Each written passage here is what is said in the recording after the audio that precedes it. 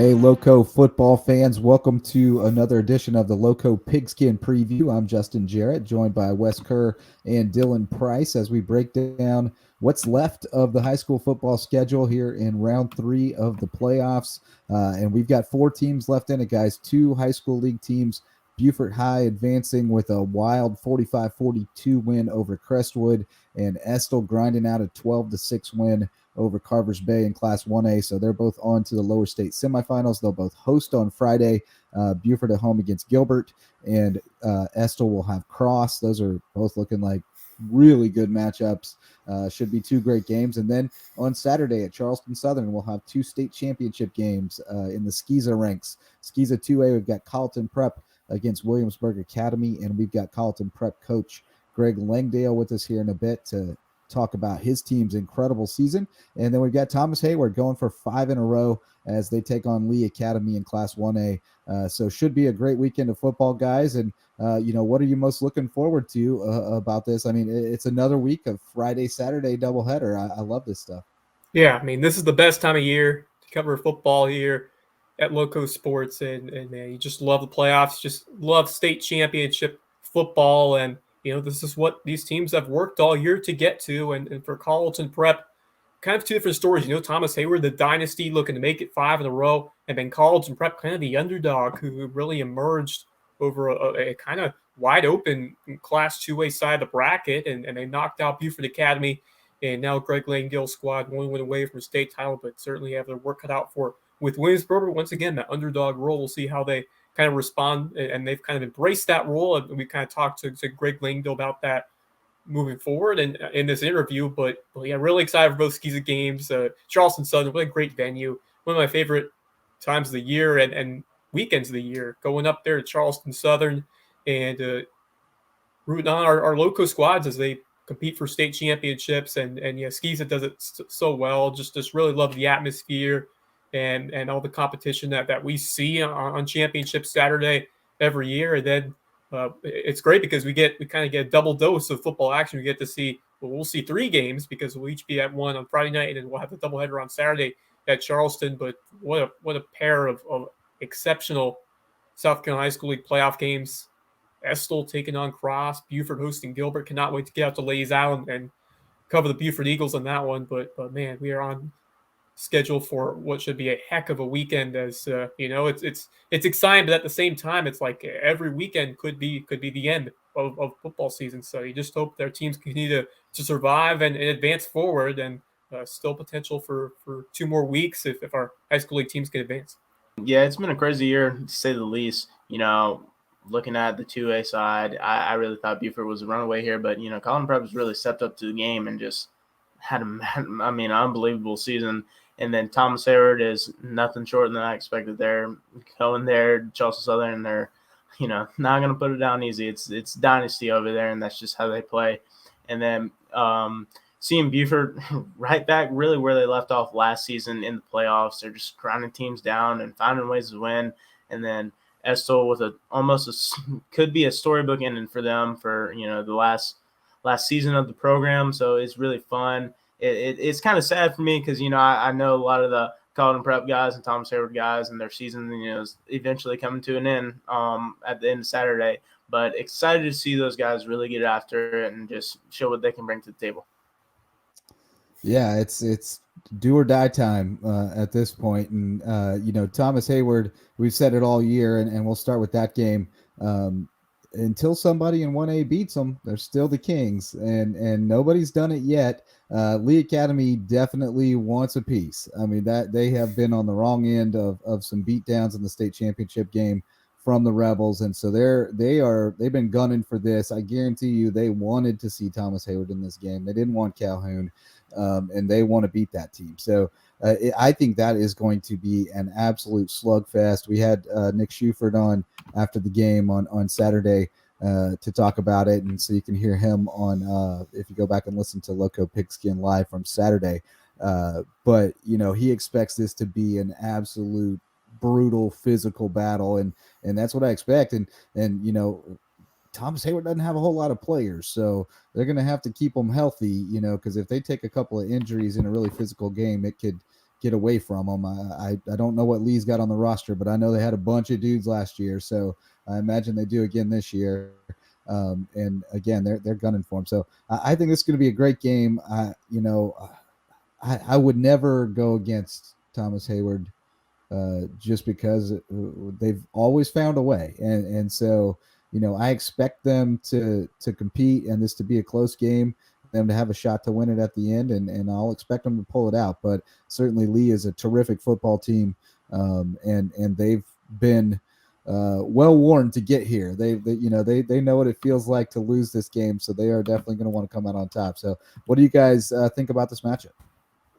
I mean, I think this is going to be the closest edition of Thomas Hayward Lee that we've had. Third meeting that these teams have had together in the SCISA 1A state championship game, and I think it's going to be a battle. Fantastic. And I think it's going to come down to the very end this time between the Thomas Hayward Rebels and the Lee Academy Cavaliers. And man, what a season it's been for Lee. A perfect 11-0, and they've been dominant down the stretch.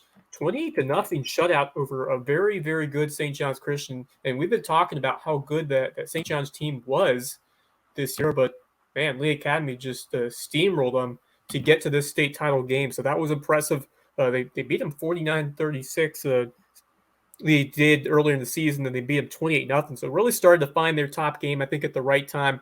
It's kind of an interesting scenario because, as you said, Thomas Hayward, they're still the Kings. They're 4-time state champs, gunning for number 5, but you got Lee right there, undefeated this year, and you kind of see like they're starting to get all the swagger and the confidence going to this game. And yeah, you're right. They 100% wanted to go against Thomas Hayward. They wanted to be the team that knocks the crown off the king, and we'll see if they can do it. Much easier said than done, because I think this Hayward team will be ready. I think they'll have that kind of swagger and confidence with them, and just that intrinsic knowledge that we know that we have what it takes because we've been there before. Obviously, a couple different guys in the roster, but the core that's been there, like Anthony Fripp, Antonio Banner, experience from some of the guys who won it last year against this team. So a lot of that core is still there. They did lose a couple guys, and Dietrich Schuford's back in, and of course Schuford missed the postseason, was hurt last year. So the narrative was, what can he do in this state championship game, because he was out.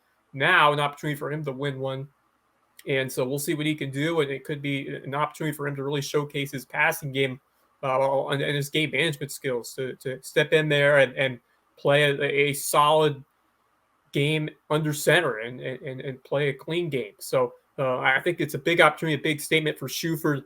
But yeah, this Lee Academy team, they've got talent, a very physical group. Clayton Cato, he's been on the losing end the last few years, who would love some revenge. But it's I mean, Thomas Hayward, I think they have the advantage with the athleticism and the speed. But Lee Academy, they got some dudes, especially up front, going to make it tough for Thomas Hayward to do what they want offensively. So I'm very excited. I think this one could very well go down to the wire. Going to be interesting to see how these two teams match up, because Lee's got some athletes, and they've proven it with their performances on the field. What can Dietrich Schuford, once again, I think he's going to be a big factor in this game. And Lee, they'll love to kind of grind it out, use those big guys to kind of move the ball and eat up that clock and shorten the game and win with its defense. So I'm excited to see how this one goes. I think the offensive line matchup at the line of scrimmage is going to be key. Can Thomas Hayward find a way to create some penetration there? And conversely, what can Antonio Banner do, who is kind of the guy down the stretch really the last 2 years, and he had a huge state title game. Can he find some holes and produce on the ground? So this is going to be the toughest one of the last few years, but the Rebels, I think this Lee Academy team, I think over these last few years, I think this is the team that's most suited to knock them off. But you can't doubt the tenacity and just the experience of this Thomas Hayward group in big moments, because it seems like they always come through. Yeah, for sure. This is probably going to be the most competitive that, the Lee versus Thomas Hayward, trio really has been. Lee is, coming off a awesome regular season. They did what they wanted to do. Thomas Hayward, the last 3 years have been really dominating people, not making it a game. It wasn't a game the first time they played, and then last year it really wasn't a game. But, this year Thomas Hayward hasn't really had that dominating factor, but they keep finding ways to win. Dietrich Schuford, it was kind of heartbreaking to not see him play in the playoffs last year. But he's doing his job. And then Antonio Banner being an 8th grader last year, and he just keeps getting bigger almost every week, it seems like, and his roles keep getting bigger, and he's really formed into that defensive monster you wanted him to see. And guys like Cutter Williams, they just really formed into the guys that you thought they would be. And I think the key this year for Thomas Hayward to beat Lee is keep Lee off the field, because Lee is going to be a lot like your Mark Cliffords and your Langdales. They want to hold the ball and control their game. But I think another key is really you got to incorporate a lot of the spread out passing. Lee is a little bit bigger up front, which really doesn't mean that much to Thomas Hayward, because Thomas Hayward can still push you around a good bit.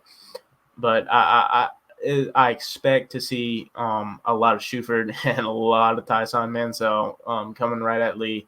And so if they can do that, I can see them, another three-peat against Lee. But it's going to be a great game. It's going to be very competitive, and probably one of the most physical games in SCISA this year I can think of. Between when you say physical teams, you think of Thomas Hayward and you think of Lee Academy. I've experienced both, and those guys are physical, and they want to play and they want to beat you.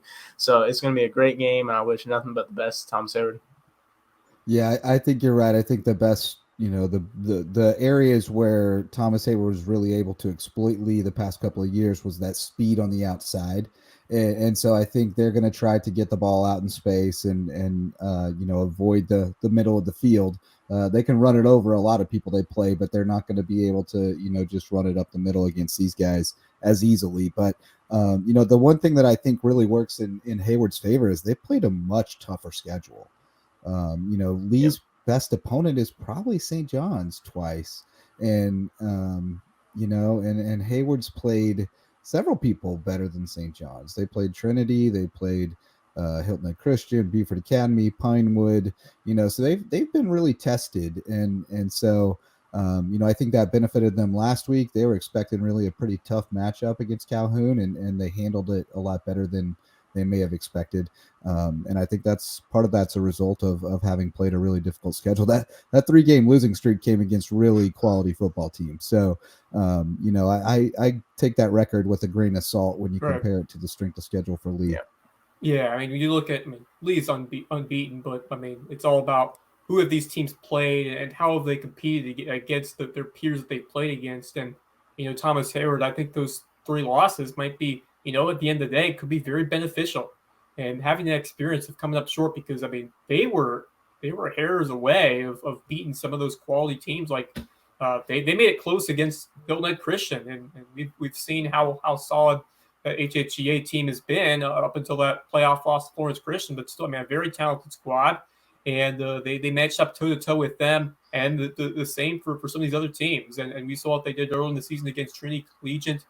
And yeah, I think scheduling up is everything. We've talked about that across the board in the high school league and SCISA, and I think that's going to be very beneficial to this group as they get ready for the state title game. But I think this will be a challenge. But I think just going back to what they've been able to do against some of those solid squads, and be able to say that we were right with them and we went toe to toe with these guys, and if we can play at that level, we're going to find a way to win this football game and bring home a state title. And they got torched through the air in all 3 of those games, and that's not really Lee's game. So, I think it's a pretty good matchup for Hayward, actually. And, they may not be the better team on paper, but I think it's a really good matchup for them if they play it right.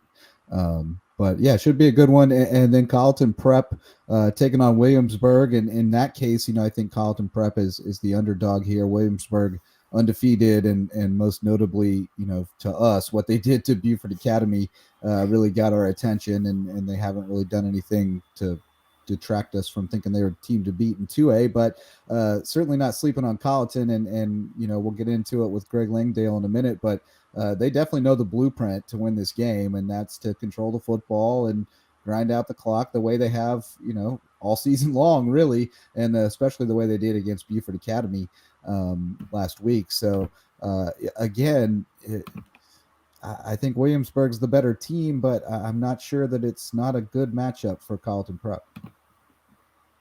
Yeah, Carleton Prep, I think they are a sizable underdog in this game, but certainly cannot count them out against Williamsburg Academy. But I mean, look, kind of like what we've been saying with Williamsburg Academy, it's a team on a mission this year. I mean, undefeated, absolutely have been a wagon, knocked off some really quality teams. They beat 3A PD Academy, they beat 3A Florence Christian. Those teams will play each other for the state title. Williamsburg took down both of them. So, I mean, just speaks to the level that they've been playing at this year. But even so, I mean, this is kind of, it's all matchup based. And how can this Carleton Prep team match up against this quality Williamsburg team? And it starts with that physicality that we saw on Friday night against BA and really imposing their will in that second half, shutting that offense down. And, that's what we need to see from them because Williamsburg, I mean, they're an electric offense, and you're going to have to find a way, like Langdale's going to say here, to fly the ball carrier and make tackles. There are few room for errors when you go against a side like this, but it's possible. And I think, like you said, it starts with being able to kind of control the ball and take time off the clock, shorten the game, and do what you did with Cole Davis, because you're going to have to find a way for Cole Davis to shine this game. He is the go-to guy, and you play with the guys that brought you to this point, and you're going to have to rely on Davis to make some plays and use that strength, athleticism, and move the ball. And if you can get a couple chunk plays and just continue to grind that clock down, get first downs, and get some points, you're going to put some pressure on this Williamsburg team. So, I mean, I think Williamsburg is clear favorites. They just shut down a very good Bethesda team, 38-8. Camden Moore, Teague Ward, both of them are dudes, and they're going to be hungry. And I expect Williamsburg to come out firing on offense. But Cole Day, like I said, I mean, sometimes we've seen teams embrace the underdog role and kind of play off of that, playing with house money and being the team that you're not expected to win. I mean, sometimes it just fuels you to elevate your game even higher. So I'm not counting out this Carleton Prep squad. What a story it's been for, a team that, expectations were certainly low when Murdahl left, but I think they proved a lot in that first game against Florence Christian and really rode that momentum all the way through and even didn't let a tough result at Beaufort Academy at the end of the regular season get to them, bounce right back. They beat them when it matters in the playoffs. And, with that defensive intensity, if they can show that and find a way to just keep control of the football and maybe force those one or two turnovers like they did in the second half against BA, they'll have a chance to kind of hang around this game and maybe steal. Yeah, and I just want to say, congrats to both coaches. Really, Coach Langdale, since he's been there, he's done a great job, especially getting those guys active after not making the playoffs 2 years ago. So just to see that is amazing. And then Coach Shelley up at Williamsburg, he's done an amazing job. Williamsburg was a little bit in the same boat as Carleton. They had good seasons and they weren't a team to mess around with, but they could never finish. And then last year, I knew after watching the Hilton Head Christian and Williamsburg game, the way that those Williamsburg kids were playing, they were going to have a successful season this year because they were kind of the first team that really didn't back down from Hilton Head Christian and, kept up with them pretty decently until the second half.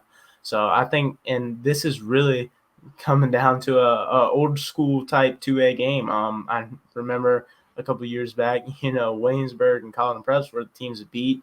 And it's kind of nice to see, a couple of different teams in the 2A run-ins. Hilton Head Christian last year, they were running everybody over. But so it's nice to see two different teams that haven't won state champions back to back. So tomorrow or Saturday crowns a new 2A state champion, and it's just going to be an amazing game to watch. Yeah, and I think the realignment, I think it's good to see more teams getting that chance to compete for state titles and to have 4 different classifications this year kind of provide some new storylines. And in that sense, I really like the new realignment structure to see more teams going at titles. And what a great opportunity for Greg Langdale's squad, who have just pulled off a fantastic story this year and now one win away from putting together really something special. But yeah, I love the realignment.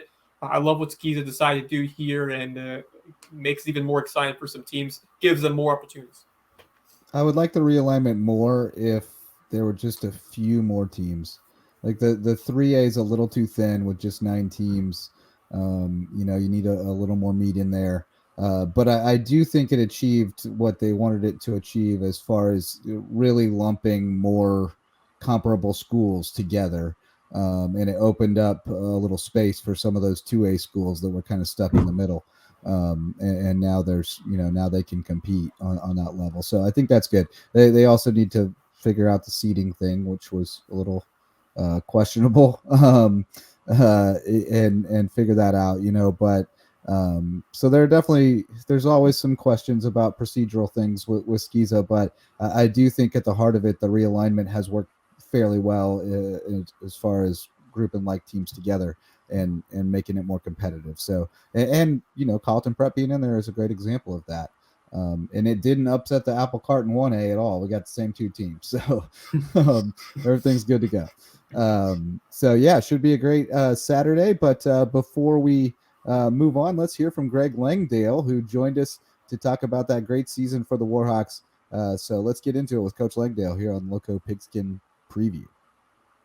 All right, we are now honored for the second time this season to be joined by Greg Langdale, the head coach at Carleton Prep, where the Warhawks are going to play for the state championship on Saturday against Williamsburg Academy. And Coach, you know, we talked to you early in the year about, you know, what a remarkable season this had been already at that point, and to sit here now and be playing for a state championship. It has to be kind of surreal, but you know, tell me what your mindset is going into this game on Saturday. Excitement. You know, we're happy to be where we are. We're not satisfied with being here. We understand there's one more game to go, but you know, it's just been a great season so far. Kids are working hard. They work hard every day at practice, and we're excited about the opportunity we have Saturday. What an opportunity it is for your squad. You guys earned it after a resilient 23-20 win at Buford Academy after losing in that heartbreakers to the Eagles in the regular season. Just take me through the effort from your team on Friday night to make it to the state championship game. Just wouldn't quit. You know, we totally kind of I was excited about them. Just, you know, we had to really change our game plan at halftime. We just really felt we couldn't slow them down offensively. So we had to just change some things and make some adjustments. And, you know, and the main adjustment we had was just had to tell the boys, you got to play hard every play this second half. And they rose to the challenge. And I thought we really just, you know, we gave it everything we had in that second half, because that is a very good Buford team. You know, that was just 2 great high school football games this year. You know, the one a few weeks ago and this one. And I just too bad we can't have a third one. You know, go ahead and complete this, have a third one, because those were just 2 great games to be a part of. Best 2 out of 3. Yeah. It really was kind of a chess match with you two, and especially I think playing almost back to back like that. You know, what was kind of your mindset going into having to go head to head with Clifford again 3 weeks later? You know, I keep thinking of that scene in The Princess Bride with the, you know, I can't drink from the cup in front of me, but I can't drink from the cup in front of you. Like, you can't trust the old ball coach to do what you expect him to. So what was that like going into that situation? Yeah, you know, it was, you know, all week we kind of thought about, you know, are they going to make changes? Are we going to make changes? You know, it's a chess match, and we don't know the other people's moves. And, you know, so we just said, be ready for everything. And we kind of figured he was going to, you know, Buford was going to stay doing what they do, would throw a few wrinkles in there. And so we were ready for a few things. But, you know, I mean, they're just tough to stop when they do what they do. That's just at you. And, you know, we went in, you know, with the same mindset of, you know, do we change stuff or just do what got us here? And so we threw in a few little wrinkles and a few little plays. But other than that, it was, yeah, just kind of, you know, both teams, I think, just did what they do. And just a good football game. Well, Cole Davis has really been the spark plug all year long, taking over at quarterback for Drew Murdaugh, and he was just superb and great to see his ability to produce in the passing game as well. Just tell me about his effort out there and how he's grown as a passer and just an all-around leader of this football team. Well, he's definitely the leader, and that all started at the end of last year when he really took the team on his shoulders in the weight room and in the film room and things like that, and held everybody accountable. So he became a leader really when last year ended. And Drew Murdoch, was our leader before then, but when he graduated, Cole just kind of immediately took over leading the team, and that was one thing he really wanted to work in. Was his passing game. And, we played in 7-on-7s and all summer long to really try to develop his passing game because we knew he could run. There was no doubt about that. We knew he could run the football, but we felt we was going to have to throw it some. And so it's been a journey with him, developing his passing game. But as the season goes on, he's getting better and better. And, we're excited that, that now he's kind of a dual threat quarterback. He can run it and throw it. Yeah, Coach, the last couple of years, you've had a lot of young guys on the team. I remember, 1 year you only graduated 2 guys. So how does it feel to have, a lot of veteran guys who've played, in real live games, varsity games as ninth graders? I mean, I can only imagine that helps a big bit. Yeah, it does. Because we got a lot of experience coming back. Last year we really lost one senior, who, Drew Murdoch, who started both ways. He was really the only starter we lost. And the year before that, we only lost one senior in Jacob Breland, who was a two-way starter. So really, even from 2 years ago, we were pretty much returning 18 starters. And our entire offensive line has at least they've all been together for 2 years, and 3 of them have been together for 4 years. And that's a lot of snaps. And, those guys, we knew 3 years ago, 3 and 4 years ago, when all these guys were freshmen and sophomores, we said, man, if we can just make it, if we can just teach these guys, because the talent's there, we just got to keep teaching them that this day will come. It'll pay off.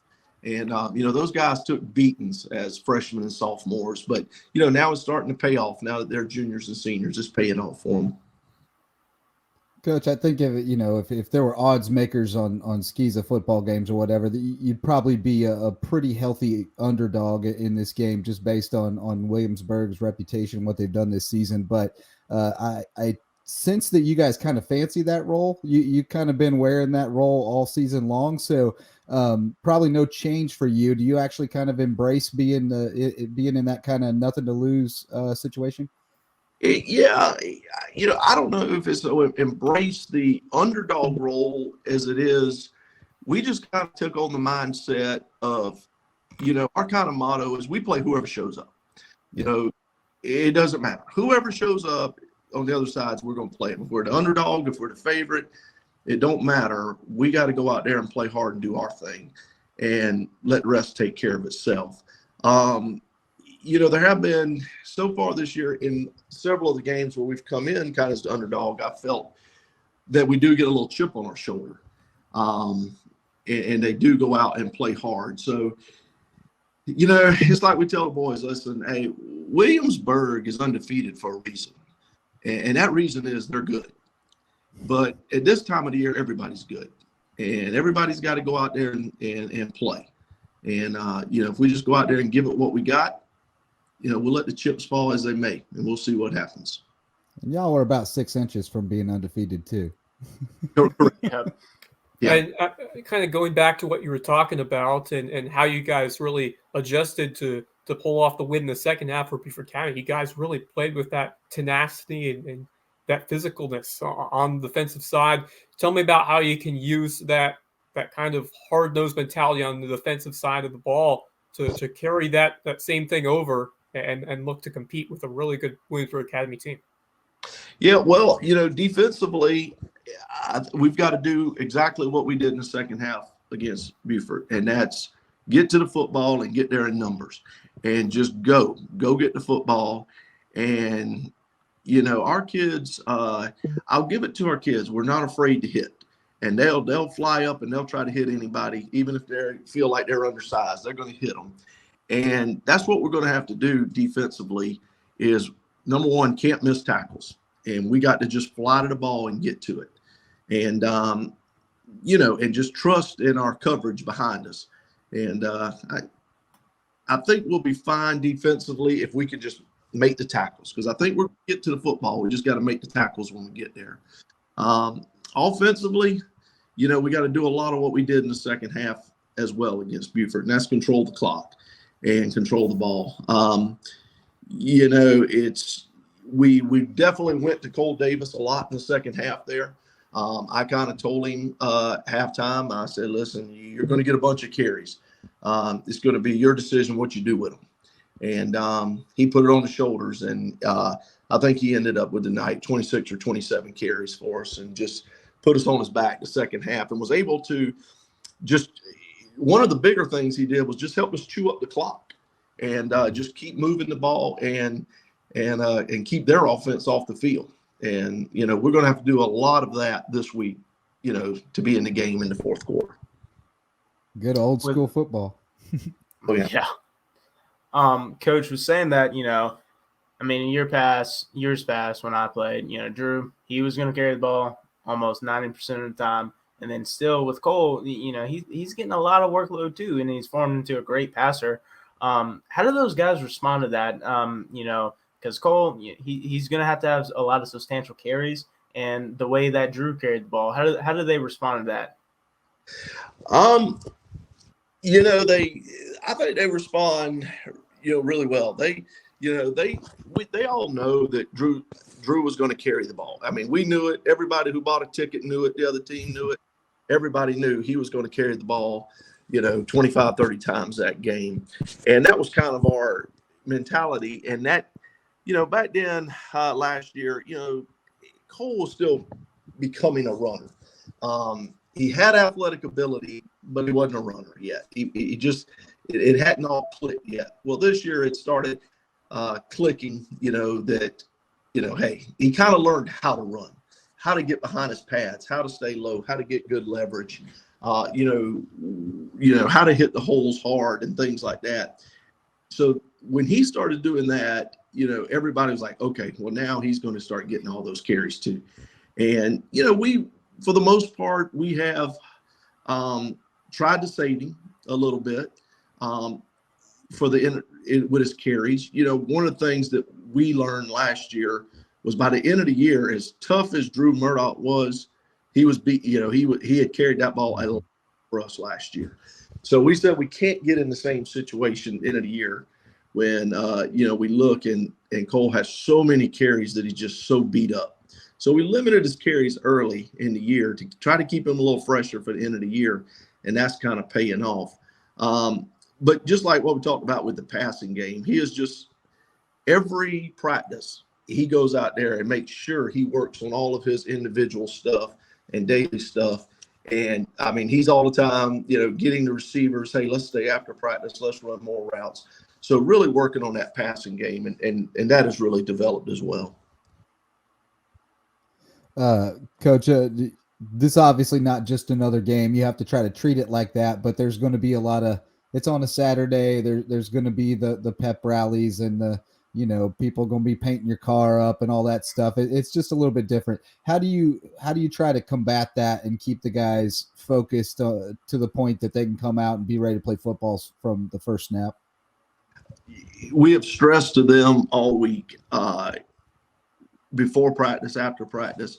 We really express to them, enjoy the moment. You know, this don't happen. Everybody doesn't get to play for a state championship. You know, there's people throughout our school who played 4 or 5 years, never got the opportunity to play for a state championship. Enjoy the moment. Enjoy the week. Enjoy it.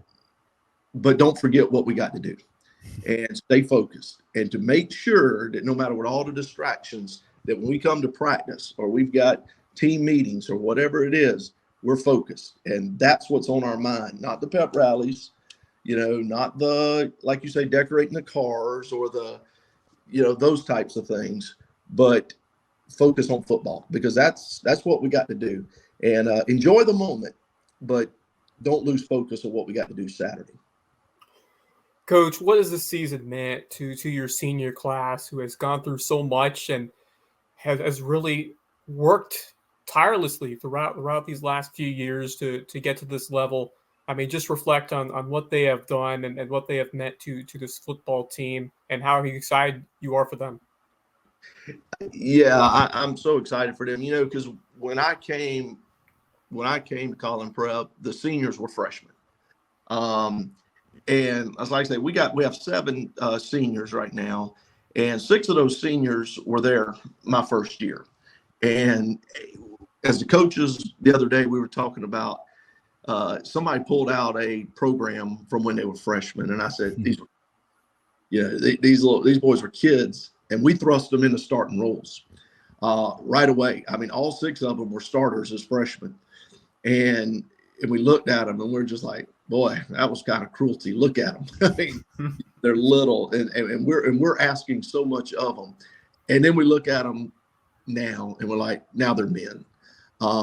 Just the work ethic they've done, the weight room they've done, the hard work they've put in, the summers, just everything they put in. We just look at them and just so proud of when we see where they were 4 years ago and where they are today. And for them to have the opportunity, I mean, there was so many times those freshman year, we would just look at them and they would come off the field hurt and bleeding, because they're having to battle against a senior all night long. And to now, see the excitement in their eyes when they came off that field last Friday night. It's just unbelievably proud of them and excited for them. I definitely got a fair share of the freshman cruelty. I had to play against Hunter Hudson as a freshman, and that was just terrible. But yeah. As a coach, how does it feel? You didn't make the playoffs 2 years ago, and then last year you get bumped in the first round. How does it feel just to finally get over that hump, and now you're sitting in the state championship in the driver's seat, really? It feels great. It shows the boys that the hard work pays off. If you get in the weight room, if you get out there at your 7-on-7s, if you get into the film studies, it pays off. It really does. And it's hard that 2 years ago when you're out of the playoffs, it's so hard to convince them guys, hey, get in the weight room. Get in the weight room. Because they look back and they're like, man, we didn't even make playoffs. That is such a long journey. We can't go from no playoffs to state championship. But then they got in there. They got in the weight room. And then the next year, we make the playoffs. And like I said, I just remember that night last year when we walked off that field in that playoff loss. And, all them guys just looking us in the eyes. And I knew it was different. It's different. They were telling me, Coach, let's get in the weight room. Let's get in the weight room Monday. Let's go. We hate this feeling. And from that night on, I remember us coaches saying, hey, that's a little bit different feeling. Most of the time season ends and you got to kind of talk them into getting back into the weight room and getting to work. But last year, when we walked off that field, those young men were ready to get to work. And like I say, they knew they had the whole team but one coming back. So they were ready to go and fired up. And it led to a great offseason. And it led to a very strong first game. I mean, take me back to that opening win over Florence Christian and how huge that was to get a win over a team that's now competing for a 3A state title. And just take me through how you prepared for that game going into that opener, heavy underdogs against a very tough and explosive team, and what that meant confidence-wise for you to get that W against a very strong squad. We saw that how that helped Beaufort High last year when they took down all those strong Georgia teams. I think we kind of see a similarity here after that strong win and a tone setter in that victory over Florence Christian. Right. Yeah. At the beginning of the year when the schedules came out, we didn't have a week 0 game. And, talking with Coach Minton at Florence Christian, who I'm, really good friends with. In fact, him and my brother were roommates when he coached here at Collin Prep some years back. and back in 2011 when they won the state championship here. And so I've always been just really good friends with Coach Minton, and we're talking over the off season, and he's like, well, why don't we play? We don't play nothing week 0. And I thought about it for a little bit, and I'm like, oh boy, is that what we really want opening week? Just coming season, first round playoffs, is that really what we want? And and talking to him more, and we said, well, let's go for it. We'll y'all come to us this year, we'll come to y'all next year. Let's book it. Well, as soon as we do, then I have a lot of people telling me I'm crazy, and I said, well, we're just gonna go out there and play. It'll be good for us. Every time you play a good team, it's gonna be good. And I didn't know. You think you got a good team coming in this season. You think you got, we're looking pretty good at practice and scrimmages and all that. So but I know how good Florence Christian is, and I know how good they always are. And so going into that game, you're like, I don't know. I hope we can play with them. And by halftime, we're like, wait a minute now, we can beat them. And we caught some breaks that night because, like I said, Coach Minton and them have a great program there, and that's a really good, talented team. And but when we won that game, I think from that moment on, our boys kind of thought, hey, you know what? We just beat one of the top 3A teams. I think we can play with anybody. And it really just gave them confidence. And I think that's really been a big confidence booster for them throughout the entire year. Well, and it keeps on giving back because every time they beat somebody in the playoffs, you get a little bit more of a confidence boost off of it. So it just keeps feeding you. But, congratulations, Coach, on a fantastic season, and the job is not done yet. So we look forward to seeing you Saturday up at Charleston Southern. I think that's a terrific venue for these championships, and you guys get the mid-afternoon game, so it should be just gorgeous weather. Looking forward to getting out there. Yes. Looks like, they did bump it up to 4:30. So should be some good early evening. Yeah, good football weather. Should be some good weather. We're looking forward to a good game, and hopefully we can pull it out. All right. Well, we'll see you and all the folks from Walterboro up there on Saturday. Thanks so much to Greg Langdale, and best of luck to the Colleton Prep Warhawks on Saturday. We'll be right back with more here on Lowco Pigskin Live. This podcast is made possible by our sustaining sponsors. Our original sponsor, Mickelson Law Firm, the official real estate attorneys of LowcoSports.com.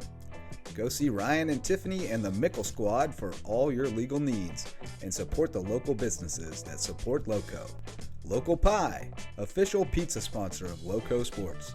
They sling the best pies in Bluffton and on Hilton Head, but don't sleep on the mac and cheese.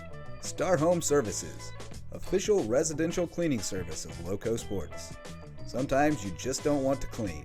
Call on Carla and her amazing team to do the dirty work at a great price, and tell them Lowco sent you. 843 Sport, the official training center of Lowco Sports. No matter your game, 843 Sport is the place to take it to the next level. They're bringing all the area's top trainers and some of the best elite travel teams from various sports under one roof at 843 Sport. DDS Web Design, the official SEO experts of Lowco Sports. If you have a business and you want to get found, look no further than DDS. They can build an attractive and effective website loaded with all the cutting-edge SEO tools you need to show up where people are looking, on Google. Dave and Denise will get it done. Additional support provided by Cannon Specialty Services, Bluffton Pest Control, Next Move, The Fit Club in Belfair Town Village, and our Patreon members. Join today for $1 or more per month at patreon.com/LowcoSports to get early or exclusive access to our local sports content and exclusive Lowco swag. All right, thanks so much to our sponsors for the support, including our newest sponsor, Jay's Barbershop over in Ridgeland. Thanks so much for getting on board with us. If you need a cut, no matter what kind of cut, they got every kind of barber over there. It's the barbershop for the people, my buddy Jay says. So get in there. He says it's the talk of the town, too. There's always a good conversation going on at Jay. So check them out. They support Lowco Sports, so we support them. Let's get into the high school league game now, guys. High school league games now, guys. We've got Beaufort and Estill. I got to go to both of these places on Friday and Saturday night. I got to go to Beaufort on Friday and Estill on Saturday. They were both hype environments off the chain. Ladies Island always is the nest. They always got the hits of the 90s and 2000s cranked up in there, queued up at all the right times, getting people live, the Kirkland Crazies, more and more people getting down on the track. You got dignitaries showing up, Ron Parker's bound to show up at some point. It's always great. But let me tell you about Estill.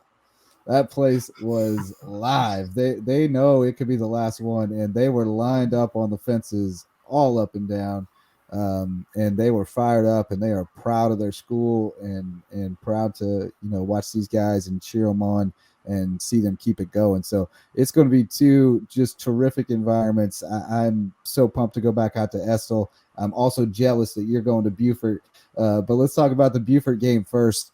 We had Coach Labrin on Lowco Pigskin Live Friday night after the game.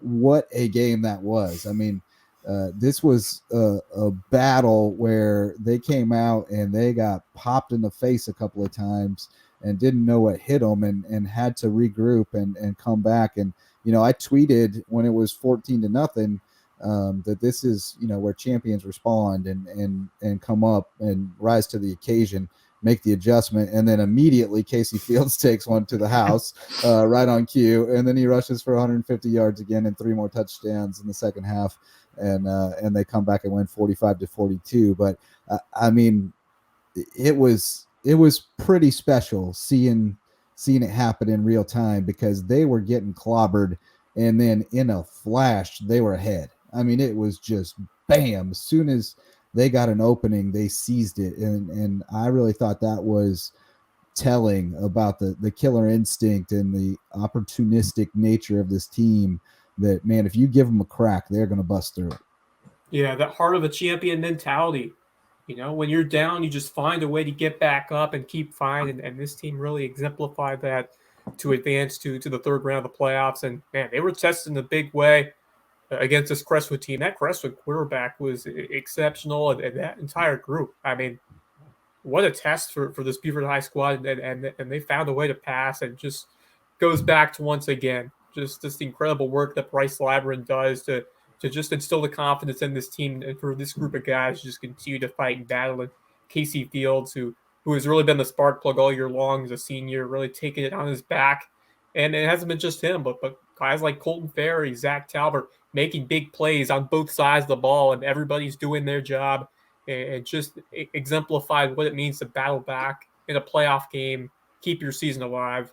And what a way to pull off a come-from-behind victory. And now they're going to have yet another test, and this one's going to be even tougher. As Gilbert, they're the real deal in Class 3A, and Beaufort is going to have to be on the top of their game. You won't be afforded many mistakes with this squad. It's nice to have home field advantage. I think that's the key for Beaufort, is to have those Kirkland Crazies in attendance, and they were certainly quieted in that first half. You want to kind of make sure you get off to a better start this time around, but if you can get rolling early, get the crowd behind it, that's always a huge factor when you're playing at home. So I think a big start is key. Get the lead early if you're Beaufort, and use that defense to help sit on it.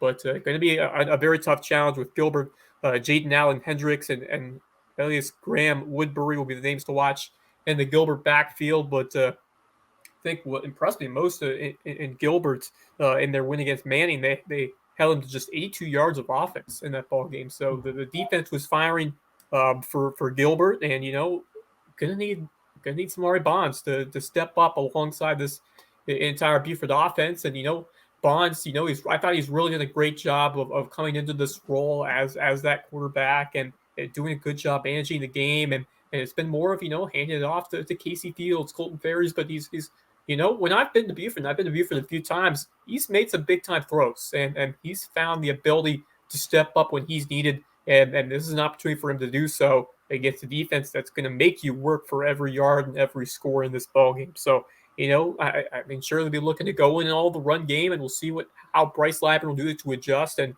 kind of manipulate the offense throughout the ball game. But it's going to be a challenge. But I mean, looking at Beaufort's defense, and I think they're going to be key as well. I mean, can they win the battle at the line and stop that run game and force Gilbert to test that pass defense? They really stepped out up down the stretch, a couple of key interceptions And, I think it could really come down to the ability of that Buford defense to force some turnovers, get Gilbert behind the sticks, and use that strong front seven, which we've seen just so many times in the playoffs going back to last year, how they were able to assert their dominance. They do that at home. It's always tough for the other team to build some momentum. So I think the start will be key. I think the game will kind of fall on the ability of Bonds to manage the game, the offensive line to block and give some holes to those runners like Fields and those defensive leaders we've talked about all year, Colton Ferries, Trevor Bowersox, Michael Dennison.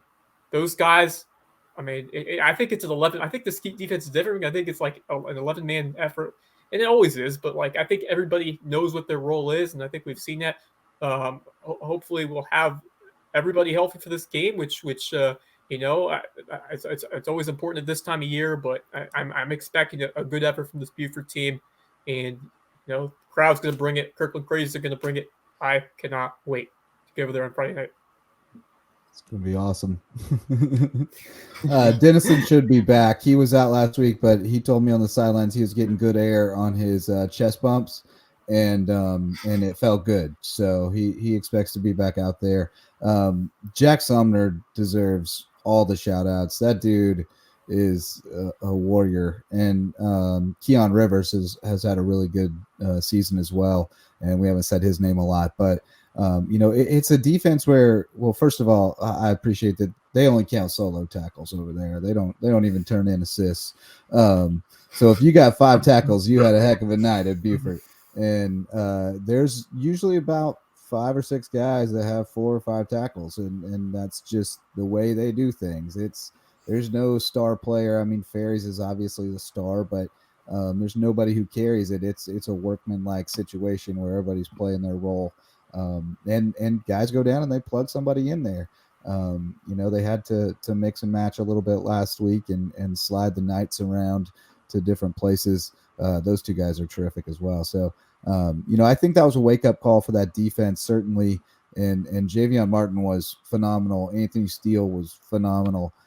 That Crestwood team had a lot of talent on offense and a good scheme. So keep an eye on them. They're going to be dangerous next year.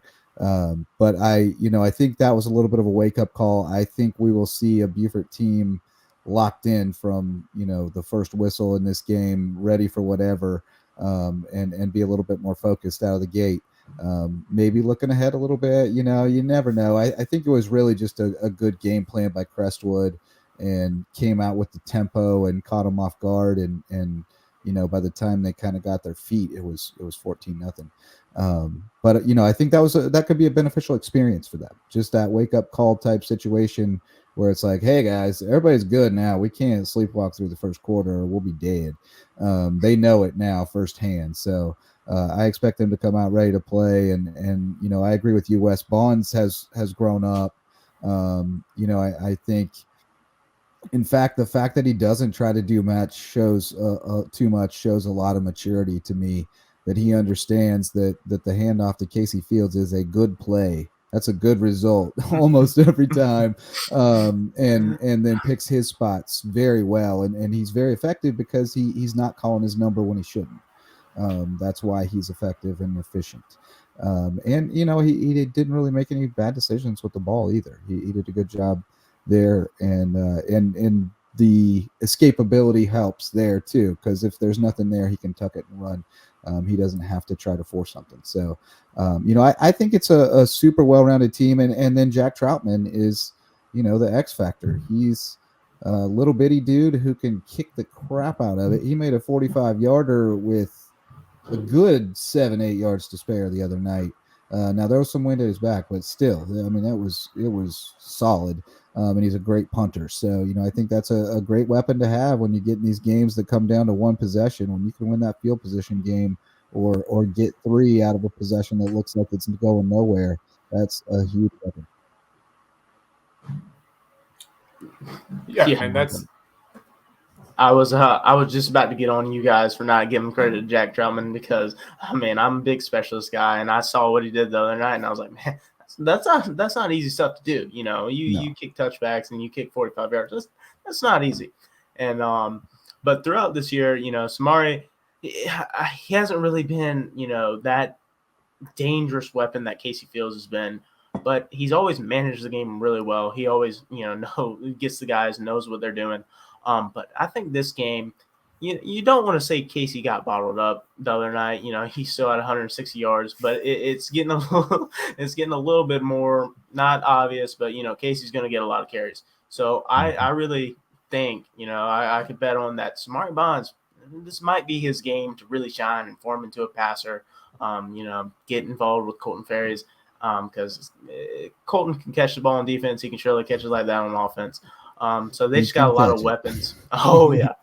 And, looking back at that Crestwood game, as an average person, you would think Crestwood, doing something spectacular to beat them. But credit to Crestwood, they didn't do anything, crazy. They just went tempo, and Buford really didn't get lined up. And that's just a lack of focus, maybe looking ahead, like you said. So I don't expect that ever happens again with Buford. But, Gilbert's a tough team. They've always stuck their nose in the 3A playoffs. They've been there, haven't really gotten over the hump. So it's not, a throwaway game for the Eagles. But I expect Samari to really form into that guy, into that weapon that we've seen Casey and Colton been.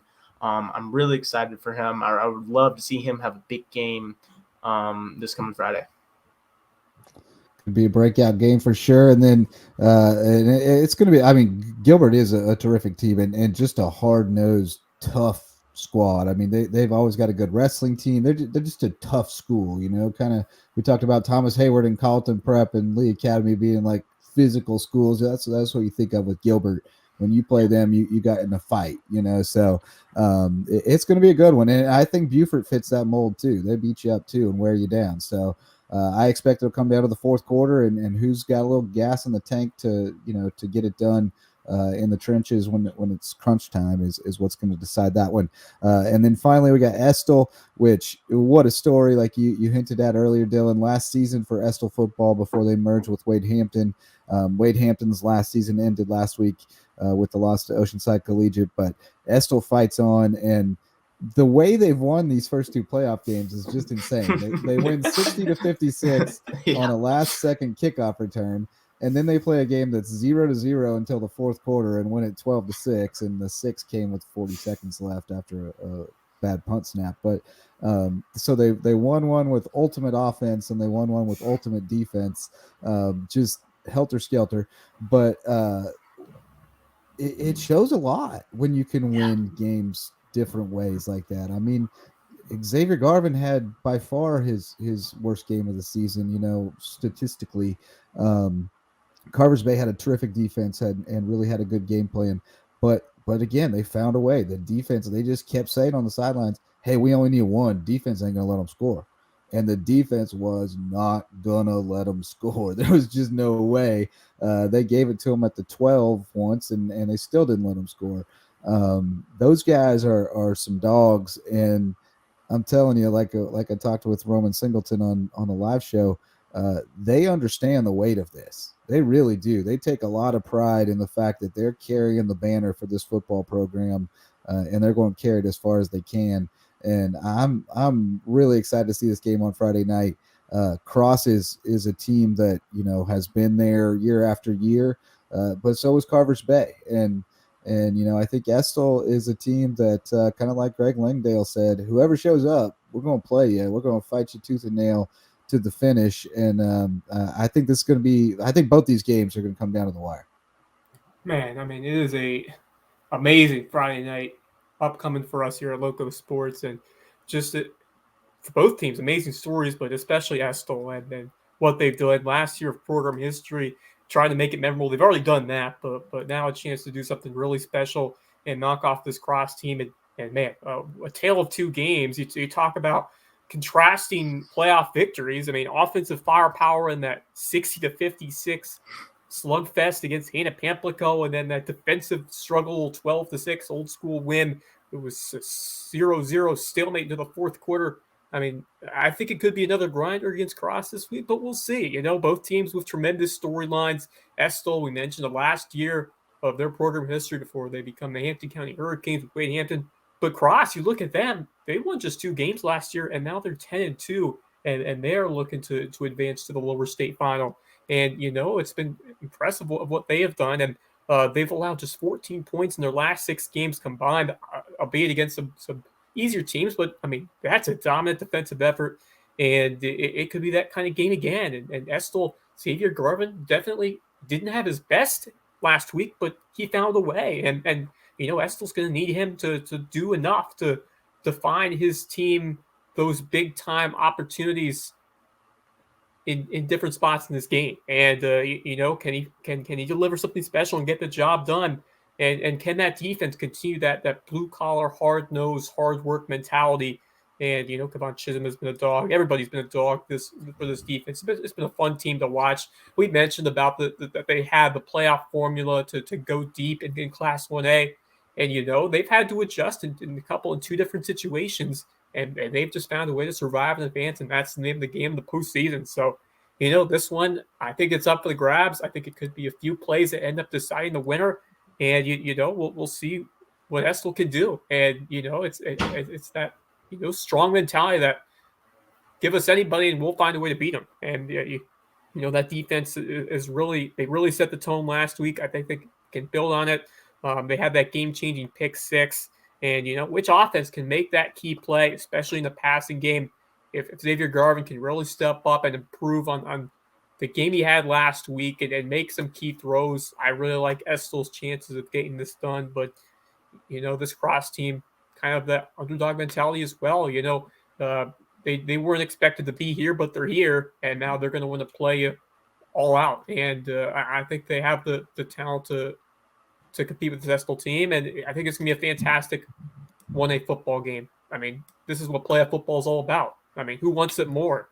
In the fourth quarter, in a close game, who's going to provide the extra effort to push your team over the top? Will it be Xavier Garvin, or will it be somebody on this cross team? And I just cannot wait to see how it unfolds on Friday night.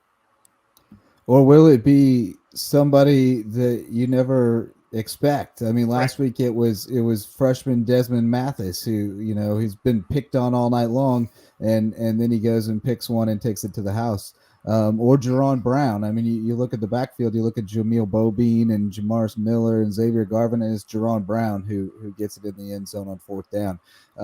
And that's another sign of, to me, a championship team is, if they're keying on your big dudes, they're making somebody else beat you. Do you have somebody else who can beat them? And if you do, then you're probably going to win.